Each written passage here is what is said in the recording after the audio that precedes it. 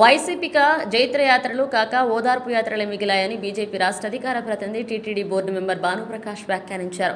నెల్లూరులో విలేకరులతో మాట్లాడిన ఆయన వైసీపీ 151 సీట్ల నుంచి 11కి పడిపోవడాన్ని ప్రజలు తిరస్కరంగా ముద్రించారని చెప్పారు.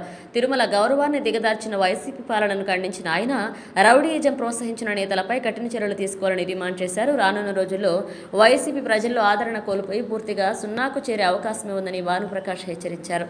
జగన్మోహన్ రెడ్డి ఆటవిక రాజ్యం అంటే ఎప్పుడో కొన్ని వేల సంవత్సరాల ముందు ఇలా దాని ఏమంటారు ఒక మారణాయుధాలు పెట్టుకొని దాడులు చేసుకునేవాళ్ళు. ఈరోజు యాంత్రిక యుగంలో ఉన్నాం, మనం డిజిటల్ యుగంలో ఉన్నాం.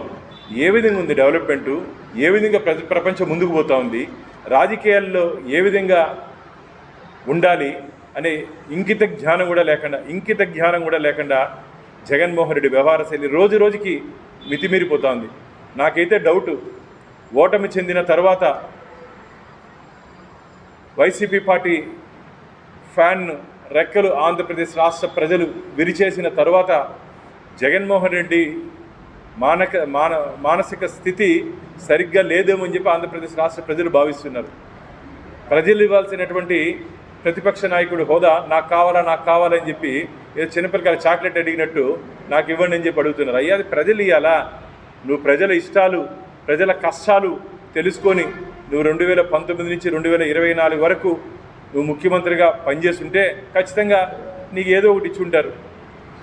నేను చాలా సందర్భాల్లో చెప్పడం జరిగింది, ఏ రాజకీయ నాయకుడైనా సరే మంచి పని చేసి ప్రజల గుండెల్లో ఉండాలనుకుంటాడు. కానీ జగన్మోహన్ రెడ్డి ఆంధ్రప్రదేశ్ రాష్ట్ర ప్రజల ఇంటి గోడలపైన మాత్రం మిగిలిపోయారు. ఒక సక్సెస్ఫుల్ సీఎంగా కాకుండా గోడలపై స్టిక్కర్ సీఎంగా మిగిలిపోయాడు. అది ఆయన ప్రజలు 151 స్థానాలు ఇచ్చారయ్యా నీకు.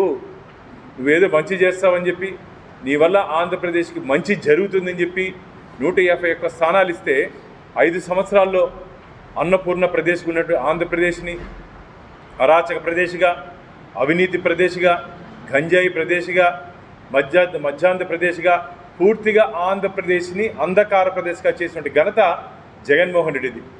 ఈరోజు సుదీర్ఘ అనుభవం ఉన్నటువంటి చంద్రబాబు నాయుడు గారు కానీ, మా కూటమి నాయకులు పవన్ కళ్యాణ్ గారు కానీ, మా భారతీయ జనతా పార్టీ రాష్ట్ర అధ్యక్షురాలు పురంధేశ్వరి గారు కానీ, ఈ జగన్మోహన్ రెడ్డి ప్రభుత్వం చేసినటువంటి విధ్వంసాన్ని గాడి మీద పెట్టడానికే 7 ఏడాది పట్టింది.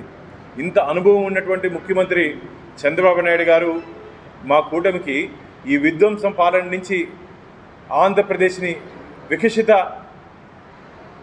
ఆంధ్రప్రదేశ్గా ముందుకు తీసుకురావడానికి 7 ఏడాది పట్టింది మాకు. అంటే విజయనగరం